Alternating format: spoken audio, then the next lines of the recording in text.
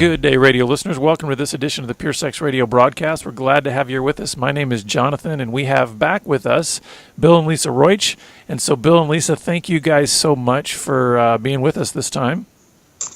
Yes. Hello. Thank you. Yeah, I'm excited about this this broadcast with you guys because, the last time we had you, we were able to just really hear your story, hear how you guys came from different kinds of brokenness, but then coming together and bringing that into your marriage. And then there was betrayal on both sides, and just how God has done this great work of restoration and redemption in your life.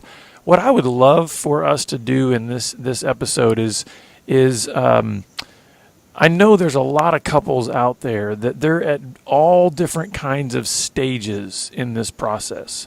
Some are still in that either got our heads stuck in the sand, or we're just too afraid or ashamed to even share our secret. So you've got those who haven't really even maybe begun the journey of restoration in their marriage. You've got others that feel like they're kind of in the middle of it. They're in that chaos of, man, we're not really, I don't know if we're getting anywhere. It's like 2 steps forward, 3 steps back. Then you've got some that are kind of humming. They're doing really well, but they're needing maybe more challenges. They're needing more growth elements. So I know we're going to ask a big thing of you to be able to speak to all of these various spectrums. But I would love for you to just kind of draw, even from your own personal experience, some of the practical things that you have seen that are the most effective in helping couples move down this continuum, move down this spectrum from the point of, I don't even know if I want restoration or want to share anything that's going on or confront my husband or my wife, to the point of, man, we're one, and we're enjoying the satisfaction of living a life of oneness. Yeah, I'll just share kind of a basic one that's been so helpful and created a major shift in our relationship once I kind of began to grasp it. And it's learning to have a divine perspective on the marriage and to see Lisa the way God sees her. So I think of God is not just my father; He's my father-in-law, and Lisa is his daughter. And when I, wound her, or I betray her, or hurt her in any way, or I'm actually sticking my finger in my father-in-law's eye, because she is so precious to him. And so, actually, I think it was Stephen's book that helped me to grasp that. A Lover Repents. And when I got back from Be Broken and I read that book, I'm about to cry now just thinking about it. And I read that in front of Lisa, and God just touched my heart and opened my eyes to see her for who she really was. And it changed the perspective of our marriage. It was a shift. So I think you're making an excellent point, because it's, we can't keep the same view that we have and think that we're going to get to a different destination. Yes. And so what I'm hearing you say, Bill, is, listen, you got to change what you're looking at. You got to change the perspective, change the lenses, so to speak, through which you're looking at life. And Lisa, I heard, you mentioned last time one of the big things that is certainly an obstacle is the issue of shame. And I think that's a lens then that we see things through, because you had your own personal brokenness in terms of abuse and things in your past. And so there's this huge shame lens that you're seeing through. So how would you maybe help some of the wives out there of what's the perspective shift? Because before we even get to some of the practical tools, you've got to have a perspective shift, right? So how would you help the wives out there that maybe are still looking very much through this shame grid? And I'm not saying that a husband doesn't look through that grid too, but especially since you had mentioned that last time, Lisa, what would you have for the wives out there that maybe are still, they've got a shame grid that they're seeing things through? Yeah.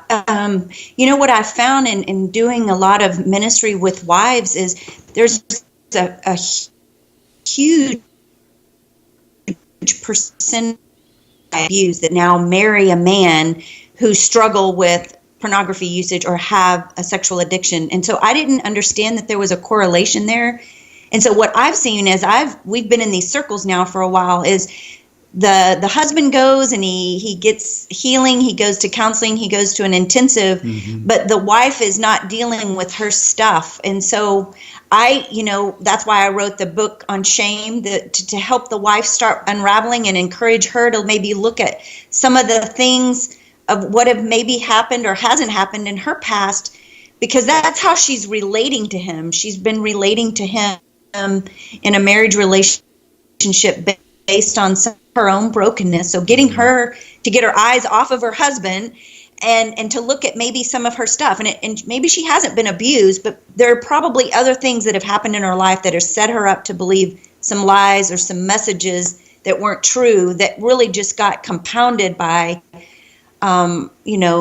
being married to someone that is struggling with pornography usage. And so I know the second thing that always happens once we start dealing with the shame is, how do I build trust again? Like, I don't know if I can trust my spouse. So that's a place that we always like to start with, and is breaking that down, and practically, what does that look like to rebuild trust? And it can look different for every couple. For us, again, because I was the one who had an affair, whenever I would go out in public and I would go out with girlfriends for a lunch or a movie or something, practically I would take pictures, or I would have my girlfriend call Bill while we were together and say, look, she's really with me. She's not somewhere where she's not supposed to be. Just those little things go a long way in rebuilding trust.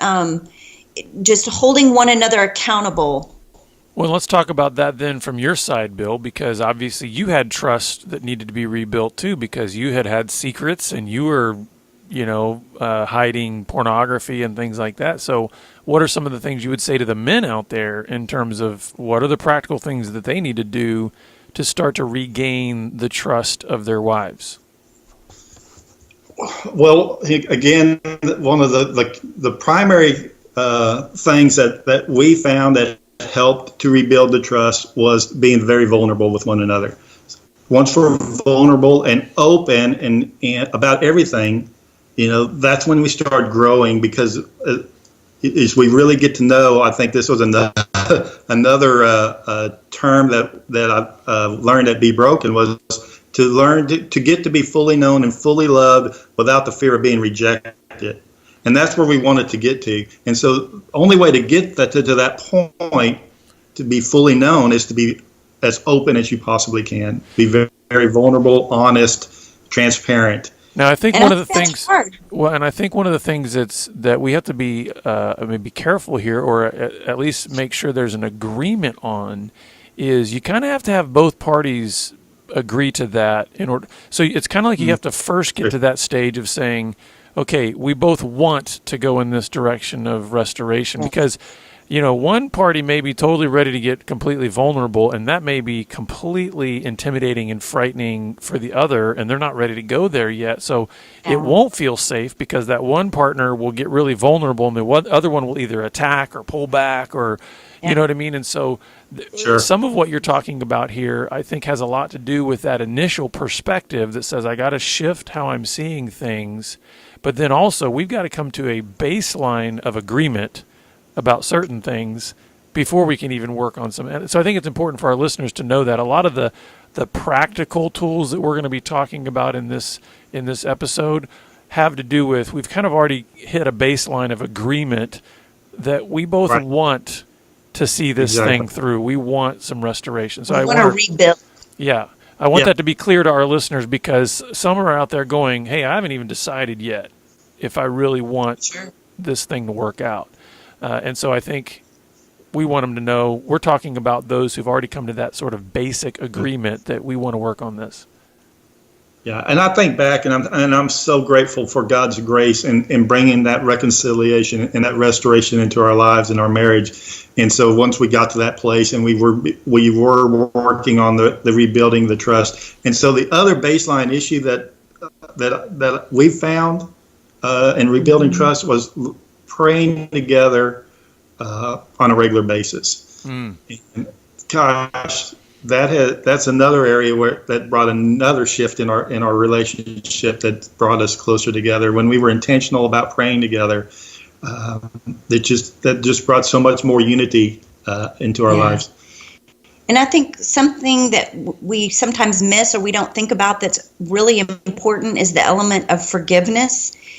And a lot of times when we work with couples, I hear a spouse say, well, I've forgiven, but, their feelings and their emotions are still raw, and they're still helping them understand that forgiveness is a process too. It's a one-time decision. Yes, I'm going to forgive my spouse for the transgression that he or she has done.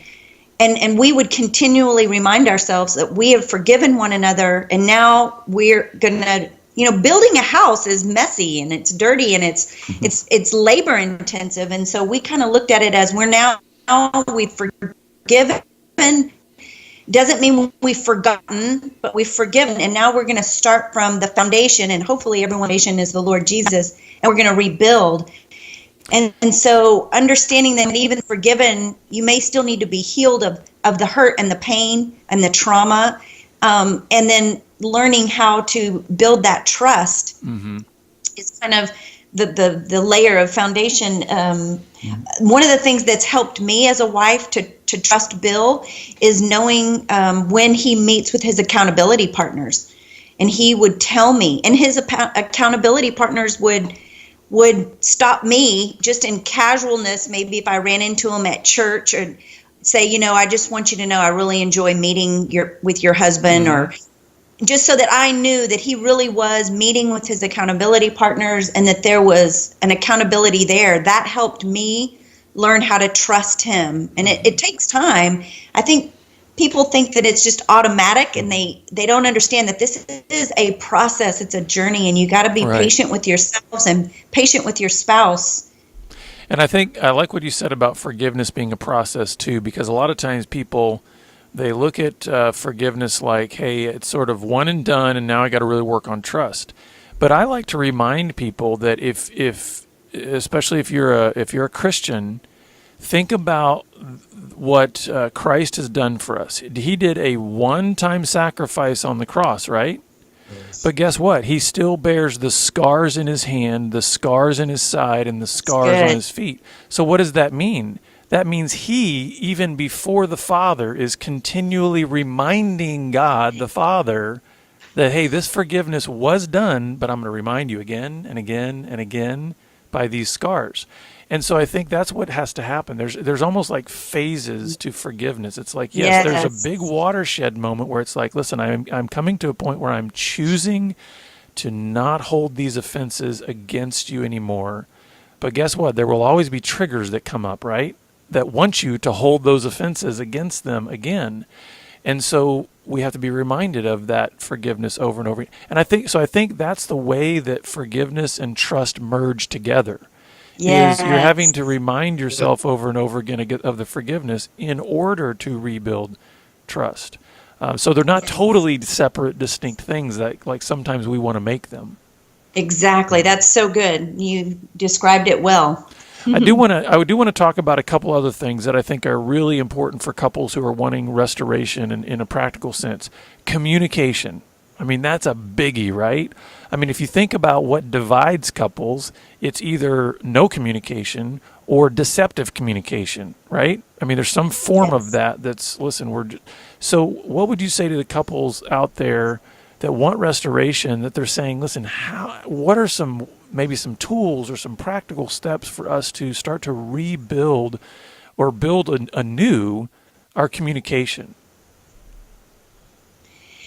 Yeah, that's one of the things that we love to teach. And so we've started doing what we call mini makeover sessions with people, and specifically to teach couples communication skills, because especially younger couples, we just lack communication all the way around in every relationship, not just our marriage. And so just learning how to teach couples how to slow down and really listen to one another, how to validate one another's feelings, and understanding the difference between I can acknowledge your feeling, but I don't maybe necessarily understand it or agree with it, but I can validate it and respect you as that's how you feel, and just learning some different language to use with one another. And a great marriage class. If they're in church and their churches have marriage classes, we always encourage couples to start taking a good marriage class in addition to any counseling that you're getting that will teach you these good communication skills and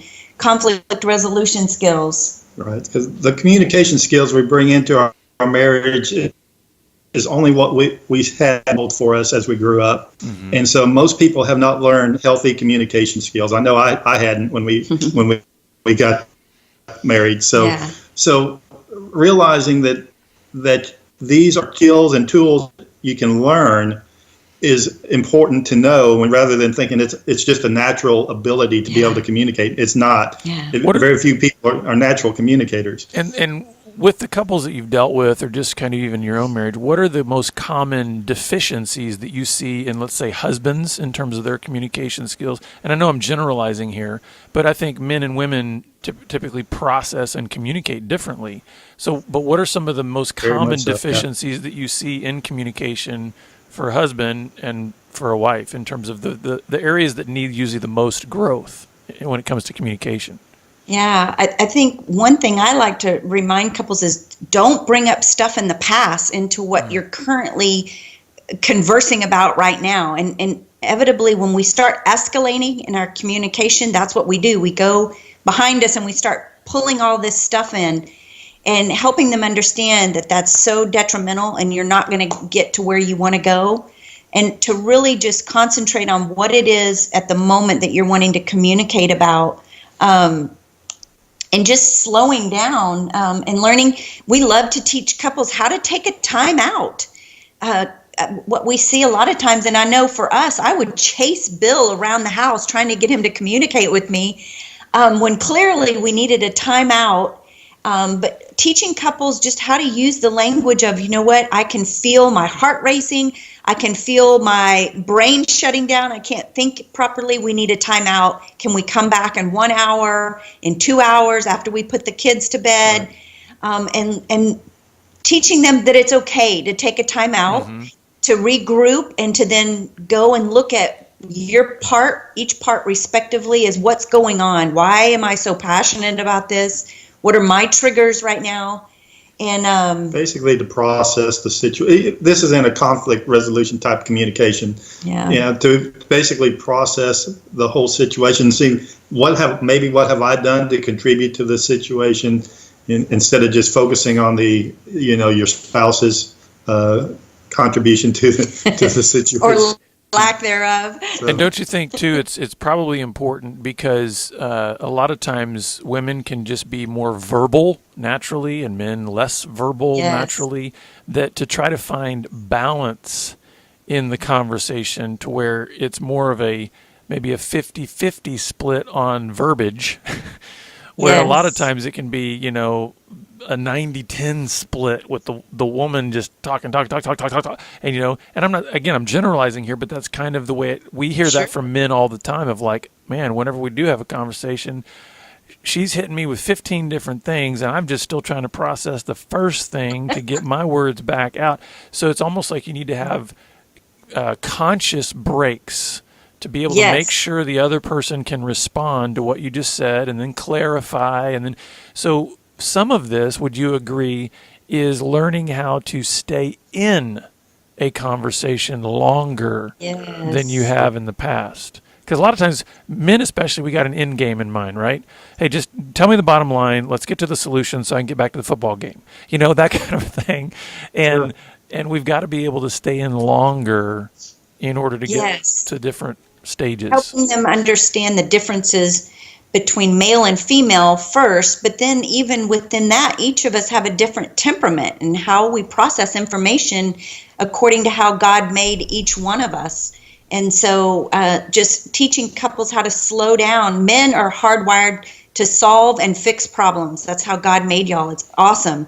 But women need to understand that, because a man always his tendency is to approach the situation as, how can I solve this? How can I fix it? And so for a lot of times I tell wives, maybe up front, just tell your husband, I don't want you to solve this problem. I just need to get this off my chest. I need to vent. I just need you to listen. And it really takes a lot of pressure off of the husband to know, okay, I don't have to come up with a great answer. I just need to listen. And what does that look like? Teaching the husband just how to listen to his wife.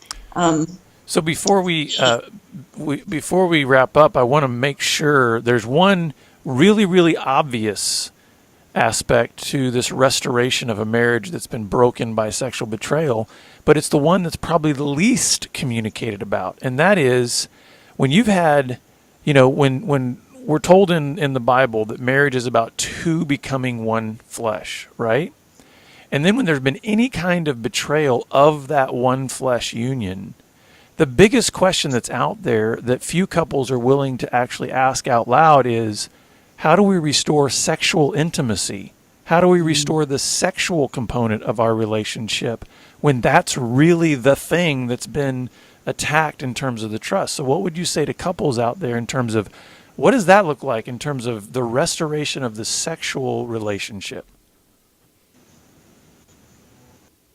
Wow. That's a deep one. Yeah. How much time do we have? Yeah. And it's not something that's going to get fixed overnight. And we've had to learn to be patient with one another and understanding. And again, it goes back to that perspective. It's also learning to really to connect in a real way with your wife or with your husband, which wasn't there while you're doing pornography. You're not really connecting. You may be having sex with your wife, but you're not really connecting with her. So once you have dealt with some of the addiction issues and you're on a recovery process, then you're learning to connect again. I'll share one of the things we did. We went through an abstinence period of like 50 days. We agreed to it, and that allowed my basically my brain to recalibrate to get some neural pathways on a healthy trajectory, and to start thinking correctly.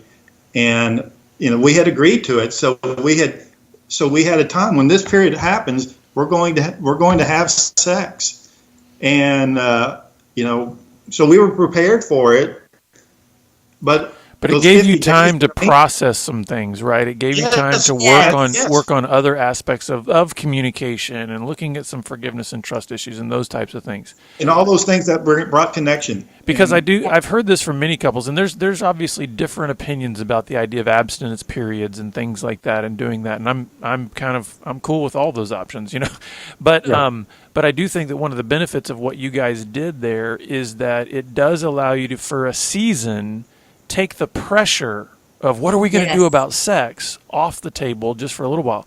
The key element that you had in that is you cannot remove it forever and expect that you're going to have a healthy relationship. Yeah. That's not healthy, right? We had a written agreement. We actually wrote it out, and we both signed it and dated it and knew agreed on 50 days. What is the date? So, and we really encourage couples to do that. You can't make this nebulous agreement. It really helps to have it in writing and have both of you sign it and to be in agreement so that it does take the pressure off. Now, what happens if you get to day 51 and there's still nerves or questions or, is this are we going to be legalistic about this thing? Where does that? No, that's a good point, because to correct the correct term was, we agreed in 50 days to come together and reevaluate. And see if we were ready. And if we weren't, we were going to go another 45. I think we had up to 90 days that we were willing to go. So you're right. We weren't going to be legalistic. Hey, look, hey, Lisa, it's 50 days, man. Yeah. Well, and the other thing too is, there's actually a biblical component to that where we're told to, we can come apart for a season, and it says during that season to pray. So there's definitely a spiritual component here too, right? That it's not just about, hey, let's get things figured out so the mechanics of our sexual life will come back together. It's also a realization that we need a season in which we're inviting God into the deep places of our life as individuals and as a couple, so that there can be total restoration, right? And my wife and I, we like to tell couples, especially young couples, young couples that either they're not married yet or they're early marrieds, that we like to joke with them. We say, listen, we've been married over 20 years, and sex gets better and better and better. And they look at us like we're crazy because they're like, what are you talking about? And it's because all of those other elements have come together too, right? The communication, the trust, the forgiveness. Because what does the sexual union actually represent? Intimacy, right? It represents that oneness. So what would be some final words of encouragement that you would give to any couple out there that's anywhere on this spectrum that we talked about at the beginning of the episode? What would be some encouraging words that you would give for them to help them continue to move forward towards this oneness, this intimacy? Get a community, get some other couples, if you can, around you that have gone through this to help support you. You need that. It is a 3 to 5 year journey. And that, just wrapping your head around that and knowing this isn't going to be down deep and just say, I'm going to give it 3 to 5 years before I give up. Mm-hmm. Yeah. And having the mentality that I'm in this no matter what. Yeah. I'm in this 100% no matter what. And then also you used a word several times in this interview, perspective. And so learning to changing your perspective into thinking in terms of us, or instead of me and her, and having that us mentality. And so everything that you do affects us. Everything she does affects us. So that kind of mindset helps as well. That's good. Well, why don't you also share with our listeners how they can get in touch with your ministry and learn more about what you guys are doing? Yes, they can go to powerofhislove.com. We have articles and resources there. There's also, you can contact us if you're in the greater Houston area. We do mentoring with couples. We're a part of a couple network that we've started, and I would love to share more with that off the record with you, Jonathan. We're really excited about couples that have this story, that we've started a networking group in the greater Houston area. Reach out for help. You're not alone, and we're here for you. And I know your ministry is here, and we can all do this together. Hang in there. Awesome. There's hope. It's possible. God restores and He heals, and it can be better than you ever imagined. Well, thank you, Bill and Lisa, for just sharing your story and being open, and just also answering God's call to help other couples. We appreciate you guys being here. Yes, thank you. It's been fun. And listeners, as always, we appreciate you being with us, and we look forward to having you back here again next time on the Pure Sex Radio broadcast.